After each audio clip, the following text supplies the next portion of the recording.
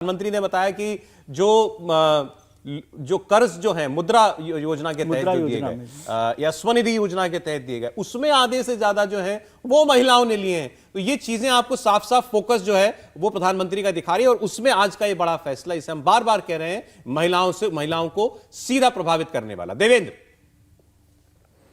और बिल्कुल सौरभ, और फिर से एक बार साफ कर दिया जाए कि ये कैबिनेट का फैसला नहीं था, इसलिए जो 3:30 बजे ब्रीफिंग होगी केंद्रीय मंत्री अनुराग ठाकुर के ब्रीफिंग में, उसमें इसके अनाउंसमेंट की संभावना लगभग नगण्य रहेगी, उसमें इंतजार ना करें। और शाम के बाद इसका समय शुरू होता है कब इसका अनाउंसमेंट हो जाएगा। दूसरी चीज़ की, जैसा कि पहले मैं बता रहा था, कि सबसे ज़्यादा इस बात की चिंता ये रहती है कि आप सेंसिटिविटी दिखा रहे हैं कि नहीं। और प्रधानमंत्री नरेंद्र मोदी के शासन के अगर तरीके को देखें तो उसमें आपको हर लेवल पर ये देखने को मिलेगा। और शुरू से ही आप देखें 2014 में जब से वो दिल्ली आए हैं, तो उनका हर एक फैसला जो कि प्रो पुअर हो सकता है, जो मैक्सिमम हो सकता है, वो ये करने की कोशिश करते हैं, और समय समय पे उसकी झलक भी देखने को मिलती रहती है। हालांकि अब इन चीज़ों की जो कीमतें हैं वो सरकारी कंपनियां तय करती हैं, और हम जानते हैं कि हर महीने के शुरू में, हर महीने की जो शुरुआत होती है उसमें इन कीमतों को तय किया जाता है, और वो कीमतें पूरी तरीके से अंतर्राष्ट्रीय परिस्थितियों पर ही निर्भर करती हैं। उसको बोला भी जाता है आईपीपी, यानी कि इंपोर्ट पैरिटी प्राइस, और उस आधार पर ये सारी कीमतें तय होती हैं। लेकिन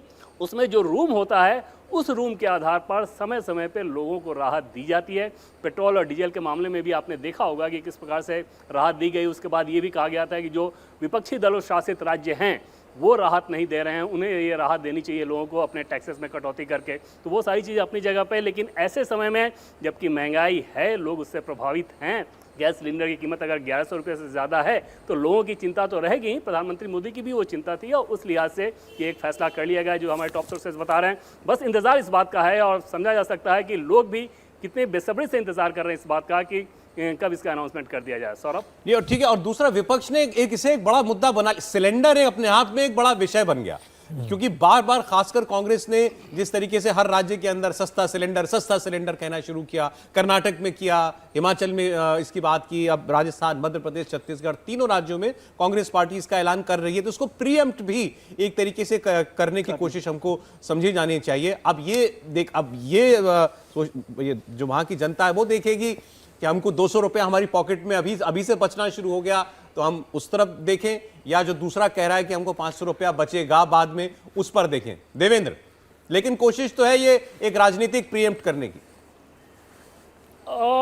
मैं इसमें बहुत ज़्यादा, सौरभ, इस बात को लेकर बहुत इसकी वकालत नहीं कर पाऊंगा इस तरह की, क्योंकि मैंने देखा है कि प्रधानमंत्री नरेंद्र मोदी के जो फैसले होते हैं वो एक अलग प्रक्रिया से फैसले होते हैं और अलग तरीके से फैसले होते हैं। उसमें पॉलिटिक्स का बहुत ज़्यादा योगदान नहीं होता है। हालांकि कोई भी फैसला अगर शासन लेगा तो उसका राजनीतिक असर तो होना ही है।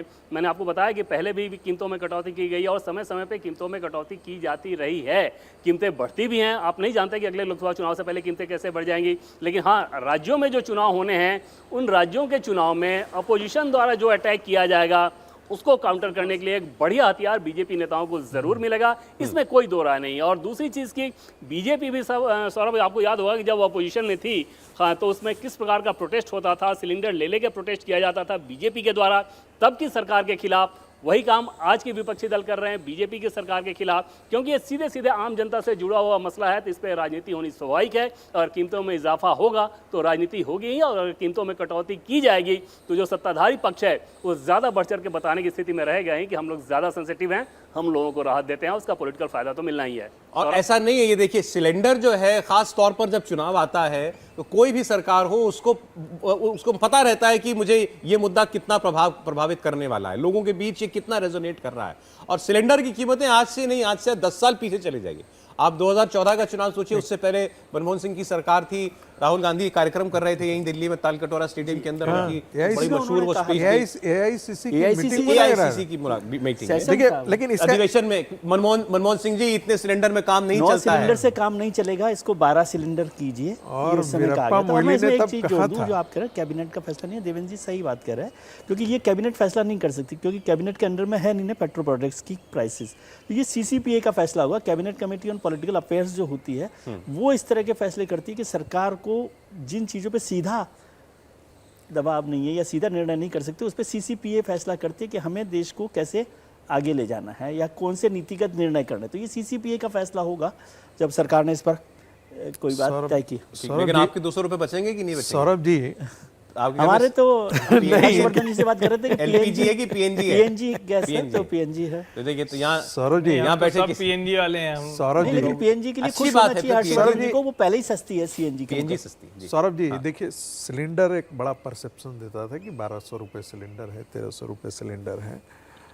यदि 200 रुपये यदि सरकार कम कर देती है और यदि 32 करोड़ हमारे सिलेंडर अभी यूज करने वाले हैं, तो कोई मोटा मोटी जो रकम निकल करके आता है वो 6400 करोड़ के रुपए के आसपास आता है, सब ये देने पर, कमी करने पर। भारत सरकार का जो बजट है वो, इसमें ये एक बहुत छोटी सी राशि है। इससे कुछ भारत सरकार पर बहुत, उसका जो राजस्व है उस पर, उसके गणित पर बहुत ज़्यादा बुरा असर, प्रतिकूल असर नहीं पड़ने वाला। लेकिन इसका राजनीतिक परसेप्शन जो है ना, वो बहुत दूरगामी है जी। इसके असर बहुत दूरगामी होंगे, और खासकर जब नरेंद्र मोदी इसको पैकेजिंग करके और चुनाव में उतारेंगे तो उसके परिणाम बिल्कुल अलग होंगे। आप प्रधानमंत्री ही आपको लगता है पायलट करेंगे इसको? जो भी करे, ये तो कहना बड़ा मुश्किल है इस समय कि कौन करेगा, ये रिस्क मैं नहीं ले सकता। इसको आप उतनी बड़ी घोषणा मानते हैं ना? हाँ, मैं तो कहता हूँ यदि 100 रुपये और भी कम कर जाते हैं तो आपके राजस्व पर कोई बहुत फर्क नहीं पड़ने वाला है। लेकिन ये पॉलिटिक्स आज की मजबूरी हो गई है, खास करके जब अरविंद केजरीवाल जैसे लोग हों जो डिलीवरी नहीं कर रहे हैं। देखिए, सरप्लस बजट वाला दिल्ली प्रदेश है, वहाँ आपको इतना फ्रीबीज देना पड़े आपके लिए डिफिकल्ट काम नहीं है। लेकिन यही फ्रीबीज यदि बिहार की सरकार दे दो, उसका पूरा बंटाधार हो जाएगा। कोई और बड़ा राज्य करने जाएगा, उसका पूरा बंटाधार हो जाएगा। यहाँ पर आपको जीएसटी कलेक्शन इतना आते हैं, पैसे आपको यहाँ पर इतना आते हैं कि ये काम आप अफोर्ड कर सकते हैं। पंजाब की सरकार यदि करना, एमपी, राजस्थान, छत्तीसगढ़ कर सकते हैं। मैं वही कह रहा हूँ कि उनके लिए भी मुश्किलें हैं, लेकिन राजनीति उसी ओर करवट ले ली है। अब इसके लिए यहाँ सभी कोई इस बात से सहमत है, क्योंकि आपके पास रास्ता नहीं, बचने का रास्ता वही है। वो आदमी उसी कॉर्नर की तरफ, वो अच्छा गणित नहीं, देश के लिए भला नहीं है ये कहा जा सकता है। लेकिन वो राजनीति इतनी सकरी गली से लेकर के जा रहा है आपको कि इसके प्रधानमंत्री बार-बार आगाह करते हैं उस बात से। उन्होंने कहा कि दिवालिया हो जाएगा देश अगर सब लोग इसी पैटर्न पर चलने पड़े। लेकिन मुझे लगता है कि हम थोड़ा सा इसको ज्यादा रीड कर रहे हैं। 200 से 300 रुपए या 250 रुपए या जो भी होगा, अभी देवेंद्र बता रहे थे, जो भी अंत में तय करेगी सरकार। मैं फिर से कह रहा हूं, इसका रूम सरकार के पास है, इसीलिए सरकार ये निर्णय ले रही है।